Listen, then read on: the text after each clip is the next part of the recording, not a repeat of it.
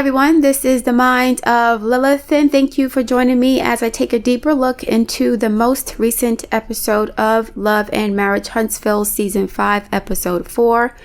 I'm not doing a full episode recap as there are other great content creators who cover this show. Instead, I'm going to focus on specific segments of this episode that I believe could be used as teachable moments for myself and the audience. But first, I want to make some announcements. The introductory astrology course will be available for purchase on October 17th, 2022. For this month, I'm not taking orders for live consultations, but you can still order a tarot reading or a pre-recorded astrology reading from me. I will also open up a membership tier for astrology discussions after I finish designing this course. Thank you all for your support and your love over the past year. I'm grateful for the opportunity to learn from you all while sharing what I know to bring awareness about important issues in our community. Now, I'm going to be reading from my notes today because my memory is trash. For the past several weeks or even months, my memory has been deteriorating. I'm losing my train of thought easily. It could be because I have so much to do. It could be because of the transits. But for this particular commentary, I have written notes. I'm going to read them out. And hopefully you guys will give me some helpful feedback as far as whether or not you agree with some of my statements or whether or not I'm off the mark. Okay. So Martel and Melanika have a conversation about Melody's suspicions that she has had a sexual relationship with Martel after they got married. May not be during the marriage, but after the marriage, Martel and Melanika may have been intimate. That is what Melody stated to Kimmy, right? And Kimmy passed that on to Destiny, and Destiny passed it on to Martel like a game of hot potato, okay? So to me, Melanika's response to Martel's accusation made me believe that there was some truth to what Melody was saying, or Melody was justified in her suspicions. I'm not saying that Melaneka is having sex with Martel now, but I would not be surprised that after Martel got married, and even during Melaneka's marriage, I wouldn't be surprised if Martel dibbled and dabbled with Melaneka, because apparently they had a sexual relationship in high school. He didn't say that she was his girlfriend, right? He said that they smashed in high school, which means that she was a fuck buddy even in high school, because Martel has always been for the streets. Okay. So in true Martel fashion, he exposes that Melaneka and him used to have sex. And I thought this was tasteless, but I know why he did it. Melaneka was acting as if she was above Martel, and she could never do such a thing, right? And she is married currently, I believe, right? So she could never do such a thing. And Martel's like, really?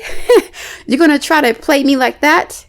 You're going to try to act like you're better than me? Like Miss Van tried to act like she was better than Mark? Like Martel tried to act like he was better than Ariane? When you are having sex with somebody, please do not dismiss them publicly or disrespect them publicly as if you haven't been having sex with them. Because what ends up happening, as in the case of Mark and Ariane and even Martel, is that the people who you try to play, like, you know, I'm playing it off, I'm going to act like I wasn't really into you like that, I'm going to act like you ugly, I don't want to be with you, they will remind you that we had sex before. Men and women do this.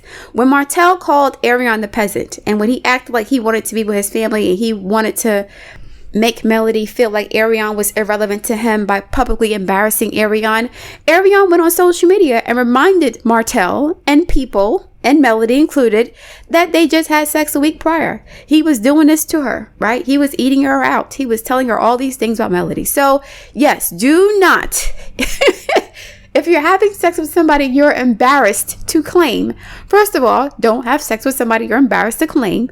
Or, at the very least, don't disrespect the person that you had sex with. Don't say, ew, they're ugly, I would never do that. Because they will remind you, and everybody who knows you, that that's not the energy you had yesterday.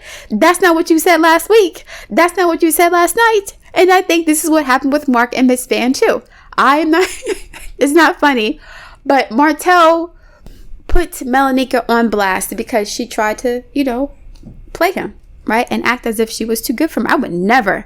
You're a dog. You got all this stuff. When, you know, when women say all that stuff about somebody, they're telling lies. They're full of shit. A simple no could have sufficed. All this, no, I would never do that. It's that, and the third. And she don't recall cheating on her husband either. So Martell exposed Melaneka for not only smashing him, but being a cheater, cheating on her husband. I would not be surprised if these two kindred spirits were intimate during Martell's marriage or even after his divorce. I would not be surprised at all. Why would she has the personality, in my opinion. I'm just judging her. I could be wrong. She has the personality to do something like that, right? I'm not saying that she's a bad person. I'm not saying she's a hoe. But based off of the energy she gives, I would not be surprised if she and Martell smashed after he got married. And if you notice, Melaneka was very careful of how she responded to Martell. Very careful, right? She could have disrespected Melody and said, what is this lady talking about? She's delusional. Why would she say something like that? But Melaneka, she was very careful about how she responded because, number one, you are the wedding planner for a man who you had sex with. So his wife or fiance doesn't even know you guys were smashing. And this man was disrespectful enough to have his fuck buddy plan his wedding to his wife. I'm not surprised about that at all either. Last week, when Destiny went to Martell and said, this is what Melody said about you, right? Martell was like, oh no, when I was with Melody, she was the only one I had eyes for. She was the only one who I was interested in at the time. But then when Melaneka said that her assistant accused Martell of trying to hit on her, Martell did not have the same energy. He wasn't trying to defend himself. He didn't even say she was lying. So there was truth to what Melody said. Melody was trying to hit on Melaneka's assistant while having Melaneka, who he already smashed, plan his wife's wedding. A messy narcissist. This is what they do. When you're dealing with somebody who's a narc, more than likely they would have fucked somebody in your circle, or they're in the process of trying to have sex with somebody in your circle. Your sister, your cousin, your best friend. They do not care. They don't care. All they care about is proximity, right? If you're around them and you're attractive, they're going to shoot their shot behind their wife's back, behind their girlfriend's back. It's not surprising at all. Melaneka should have kept her mouth shut or pled the fifth, or at the very least, not act as if Martell was beneath her and she was not attracted to him at all. Martell is a relatively attractive man. He's conventionally attractive, which means that a lot of women find him physically attractive. But once he opens his mouth, most of these women are like, I'm cool on that, right? But women like Melaneka, who've known him since high school, they don't care about that. She's probably with a man that she's not as attracted to if she's cheating on him, and Martell would be her type. Listen, I'm speculating. I'm not saying this is a fact 100%, but they already had a sexual history before. And if you remember, Martell called Melaneka the first melody. She's the first melody. Do you know how disrespectful that is? So she wasn't just the first melody you met. She's the first melody you had sex with, right? And this melody came along, innocent, beautiful, naive, ambitious, gullible, right? A church girl while you were out here running the streets and had hoes in high school because you were playing football in high school and you were probably very popular. You saw this beautiful, young, innocent girl and you wanted to trap her in your lair. So you married her. But you felt comfortable hiring your fuck buddy to plan your wife's wedding. And to make matters worse, you try to shoot your shot at your wedding planner's assistant. Just disrespectful on every freaking level. Okay. So yeah, let me go back to my notes because I got lost. I said, yeah, I think he did this because he was low-key offended that Melaneka acted like she was too good for Martell. I think she'd fuck him now, and all of that rah-rah about him being a cheater and a dog doesn't mean a damn thing. These women don't care about the Carfax. All they see is an attractive man with muscles. Just look at Martell's IG. I've never visited his page, but I can guarantee that his DMs are lit with women of all ages looking for an opportunity to save him with their vagina. But anyway, Martell put Melaneka on blast the same way Ariane put Martell on blast after he called her a peasant, and the same way Mark put Miss Van on blast after she denied sleeping with him. If you have sex with someone and then try to shit on them, they're going to feel some kind of way and they're going to retaliate, either publicly or privately. So keep the same energy you had in the bedroom with them in public. If you are ashamed of this person, don't have sex with them. Now, if I were Miss Van, I wouldn't want to claim Mark either because I was paying his child support. If I'm paying a man's child support, you're not my man. Sorry, you're not. I'm not going to claim you. That's embarrassing. But anyway, yeah, a man may tell his wife that his side piece means nothing, and then the side piece will remind him and the wife that they had sex a few days ago. Keep the same energy you had today as you had last week when you were begging to have sex with me. That is why Martell felt the need to prove his desirability by exposing how much of a cockhound he is. It is wild disrespectful to hire your fuck buddy to plan your wedding, but this is how narcissists roll.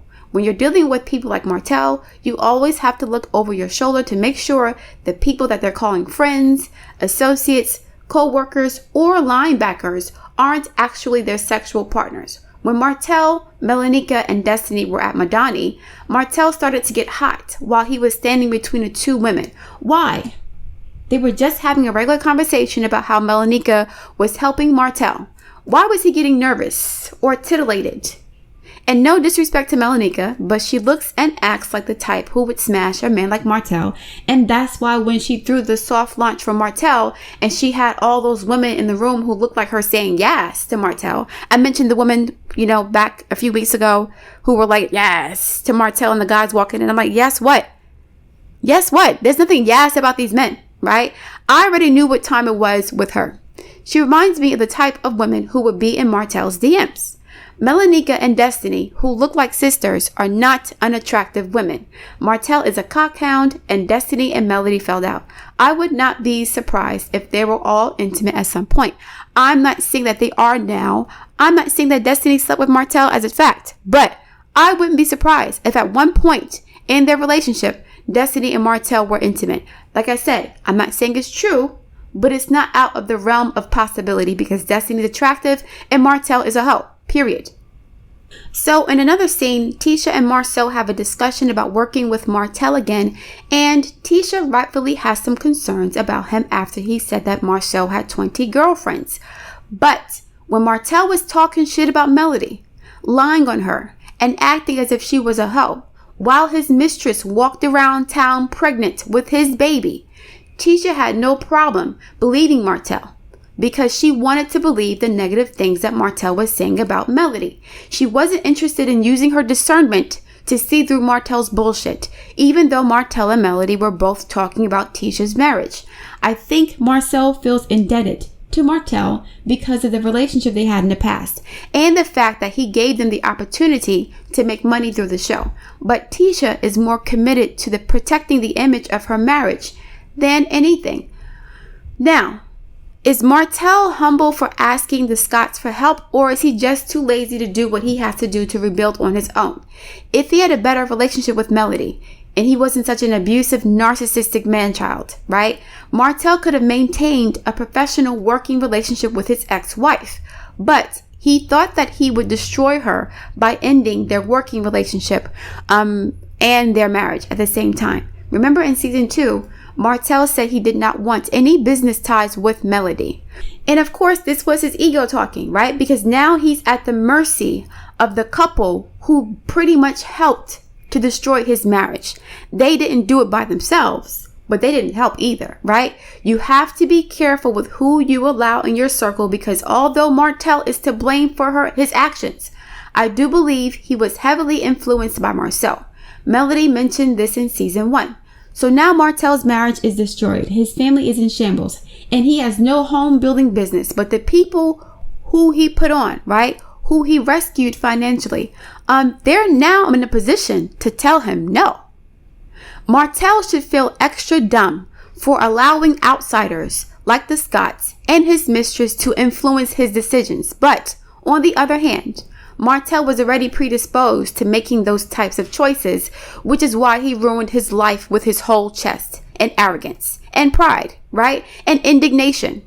The men get together to talk about Martell's business relationship, and Marceau mentioned that Tisha's nagging makes her a good business partner.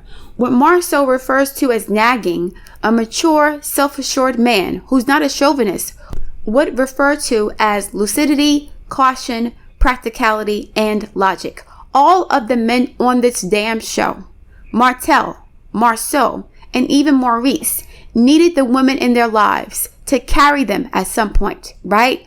But they still refer to us as nags who get in the way of them having fun with other women.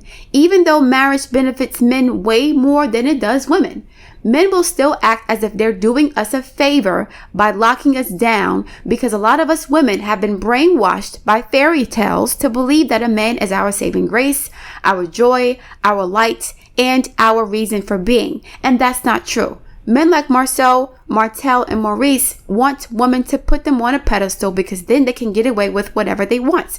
But at the same time, these men resent the pedestal because now they have to live up to the woman's unrealistic expectations.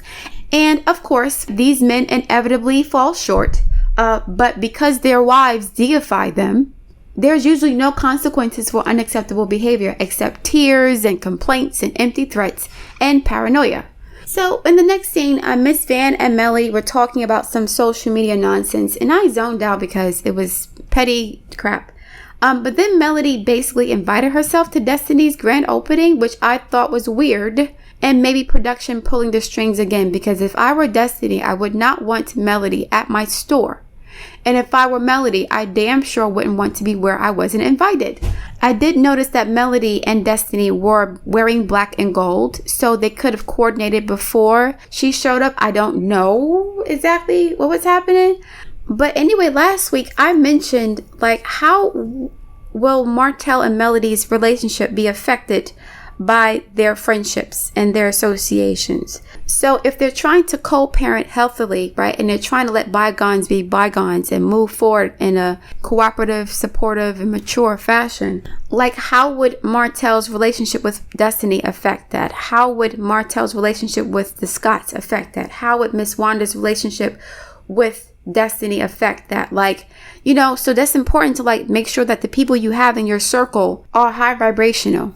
Because if you are around low vibrational people, no matter how intelligent, no matter how successful, no matter how poised you usually are, you can be dragged right into the gutter with them. And this is what is happening with Melody and Miss Wanda in the next episode, right? Melody had to confront Miss Wanda, or she chose to confront Miss Wanda about her statements about her children. And so now Melody is getting out of character to address the statements that Miss Wanda made. And Miss Wanda is messy. Miss Wanda is somebody who wants to be in the gutter. So her thought processes and the things that she says incites guttery responses, right? So Melody is going to be arguing in the middle of the street at an event with a woman who had no business talking about her children. So if Melody gets in Miss Wanda's face, Tisha feels like she has to step in, right? If Tisha has to step in, then maybe Marceau has to step in. If Marceau has to step in, then maybe Martell has to step in. So now there's a clusterfuck of drama around this one lady who's talking too much smack about somebody else's kids. And so unfortunately, Martell's opportunities with Marceau are more than likely gone. They apparently get in a fight. It is what it is. I don't even know why Martell got involved, but I will say this, and I mentioned this a few days ago. If there are unresolved issues within a group of people, friends, co-workers, relatives, etc., if there are unresolved issues and you guys are acting as if everything is all good, but those issues were never resolved, right? There's still an underlying problem here. Any little fight or misunderstanding or confrontation can be blown out of proportion, right? So the issue that Miss Wanda had with Melody was not enough for the whole brawl between the Scotts and the Holts. I get it, you know, Martell wants to defend his family, and that is an honorable thing, right? That he tried to protect his ex-wife and the honor of his children. But Miss Wanda more than likely would not have felt confident enough to come out of her face to say something about his kids if Martell had not spent the past couple of years disrespecting his ex-wife. So Martell disrespected the mother of his children, but Miss Wanda can't do it. She can't disrespect Melody or the kids. Now, of course, what Miss Wanda did was wrong, but she took her cues from Martell. Okay? So because she felt like Melody had no protection because Martell was no longer her husband and Melody's pretty much out here by herself, putting out multiple fires and fighting all these people by herself, Miss Wanda felt confident enough to disrespect a vulnerable single mother and talk about the paternity of her children after all of the shit that Melody went through because Martell gave her the cues. Martell was talking shit about Melody to Tisha, who more than likely shared the information with Miss Wanda and her husband. Okay? So now Miss Wanda's like, you know what? If Martell's going to drag her through the mud, he obviously doesn't give a fuck about his wife or his family name. I can come out my face and say what I want too. It's fair game now, right? She's not protected. She has nobody looking out for her in her corner. She's pretty much out here alone in the world. And instead of me trying to protect her as a single mother who's been through a lot, I'm going to attack her because I have a husband and a boyfriend and a son-in-law and multiple people in my life who condone my foolishness. Now, Marcel, not so much. But Miss Wanda's behavior is largely supported and enabled by her relatives. Not all of them, but yes, many of her relatives are okay with the way that she was talking about Melody and her children. So now Melody is going to go into the streets, right? Arguing with an old woman about her kids. And I don't think this is something that she would do if she was among a different group of people who were not ratchet. When you're around ratchetry, you get influence, whether you are a part of it or not. Either you're going to have to defend yourself from ratchetry, or you're going to have to get into the gutter to establish boundaries and say, you're not going to disrespect me, right? So you got to protect yourself by being defensive or offensive when you're around people who are vicious and don't have anything better to do with themselves but talk shit about other people, period. So now Martell gets into a fight with Marceau, and I guess their working relationship is done. Then Martell ends up getting into a fight with Melody months later after his attempts to reconcile with her fail. Then he has to remind her of everything that she did wrong in the marriage and why he did what he did, because those issues were never resolved between them. Even though they both know what happened, Martell refuses to take full responsibility for what he's done, but he also feels like Melody doesn't take responsibility for her part in ruining the marriage. And that is what Martell is really upset about. He is angry about the fact that people are putting 100% of the blame of the divorce on him, right? And so that's why he's still going to be tight. That issue hasn't been resolved. And so no matter what happens between the two, that is an underlying problem that has the potential to erupt at any moment, especially during tense moments and confrontation and disagreements. This is why I said these people need therapy. They need group therapy as a cast. They need individual therapy, as we all do. They need family therapy, and they also need marriage therapy. All of these people need some help. The stuff that happened on this show was very toxic and painful for the entire cast. They have to come together at some point to put some of this shit to bed. Doesn't mean they have to be best friends, but they should have the opportunity to clear the air in a controlled setting with a therapist or a counselor, period. Otherwise, these things are going to keep happening, right? Yeah, so it is what it is. Now, Miss Van. I keep going back and forth. Miss Van, I think she had some relations with Mark. I think she did. And there's nothing wrong with that. She's a grown woman with needs. But I think she wanted to hold on to this pious image of being a Christian woman, non-fornicating, a child or servant of God. And so being with Mark, I don't know what his situation was, but he was struggling and she helped him out. Now, from my experience and knowledge, right, a grown woman is not going to be spending her money, her hard-earned money, taking care of a man or paying his bills unless she's getting something out of it. What was Miss Van getting out of her relationship with Mark? But it is very, very immature for these men to try to weaponize his relationship with Van. They tried to make her look like a hoe or some sort of a hypocrite or a non-Christian woman by bringing up Mark. Why is Mark relevant? He's not even on the show, right? I think Marceau even mentioned that Miss Van had a sex tape or something with Mark. That is extremely immature. That is very immature. Miss Van is like in her mid-50s at the most. That's very immature. Like, why would you try to make fun of a grown woman's relationship with a grown-ass man? Like, they're both grown, so let them do what they do. I think that Miss Van acted like she didn't know him because she was embarrassed. Because If I'm paying this man's bills, you not my man like that. Like, we can have fun and stuff. And I like you. I think you're cute, I guess. But I'm not going to claim you in public. Men do the same thing. And I think Mark got triggered because he got dismissed by grandmother on TV. It's not funny, but his feelings were hurt. So he retaliated by spreading lies about Miss Van. But at the same time, if you own your shit, people can't use it against you. They can't use it to hurt you. So if Miss Van were to own up to, having an intimate relationship with Mark, which is her business, right? Then other people would not, within the Scott brothers would not have had the opportunity to make her look like a liar while making fun of her for falling for their deadbeat, dusty brother who needs an older woman to pay his child support, right? Instead of making fun of that, how about you help your brother with his bills? All right? The fact that Mark had to ask an older woman, a grandmother, for money to help pay his bills, to me means that the Scott brothers ain't have like that before the show. If you asking an old woman for money. So instead of trying to make Miss Van look bad, think about why Mark needed to become a gigolo to pay his bills and why he couldn't ask his brothers to do that for him. Think about that. And there's nothing wrong with needing help occasionally. We all need help sometimes. But to try to make somebody look bad because they act like they didn't know you by lying on them is extra foul. Now to go back to my previous point, because I did want to say something about Martell and Marceau. Under normal circumstances, I'm really happy that a black man can come to another black man for an opportunity to make some legitimate money. We need more of that in our community, right? We need to practice group economics more. We need to have our own businesses and establishments to hire other black folks.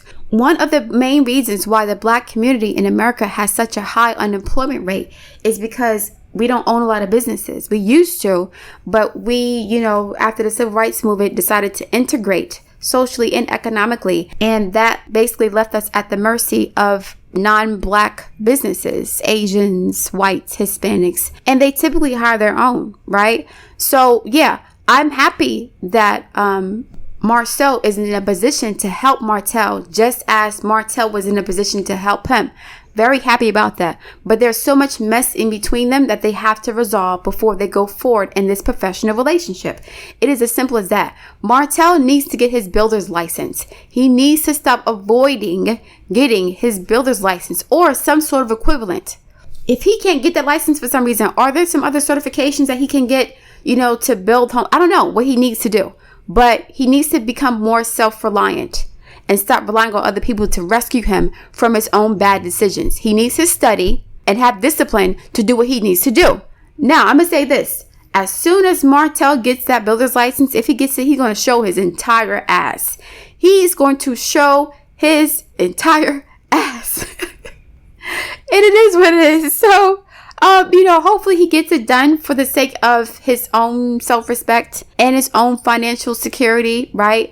And so that he doesn't have to beg people for opportunities anymore. But yeah, if he gets his builder's license, he's going to be a whole asshole out here. Period. I think that's all I wanted to say about this episode. I covered Miss Van. I covered Martell. I covered Melody a little bit because she didn't have much scenes in this episode. I covered Melaneka, Marceau, what's her name? Tisha and them. I think I've said it all at this point. one more thing I forgot to mention. And this is something that my brain is like kind of low-key putting. Well, I'll mention it later. I'll talk about it later because I want to make sure that I'm responsible with what I'm going to say. Because if I'm correct, the implications could potentially be pretty serious about the cast and some of the moves they're making. I got to do some more research before I talk about it. But I am going to end it here. I look forward to reading your comments. I'm going to be posting the tarot readings for the next 7 days today. So it'll be from Wednesday to, I'll probably do next week's reading. I'll probably start doing it in advance because this week is damn near over. So what I'll do is I will post the weeklies for next week, probably today. Or I'll probably do like a 3-day reading. I don't know. I'll probably do like a 3-day reading. Today's Tuesday, Wednesday, Thursday, Friday, Saturday. I'll do a 5-day reading then. I'll post that today. And again, the beginner's astrology course will be published on the website on the 17th. I'm going to open up the membership tier on the YouTube channel the same day. I think that's all for now. My brain is blanking out. I look forward to reading your comments. Please like, share, and subscribe, and I will speak to you soon.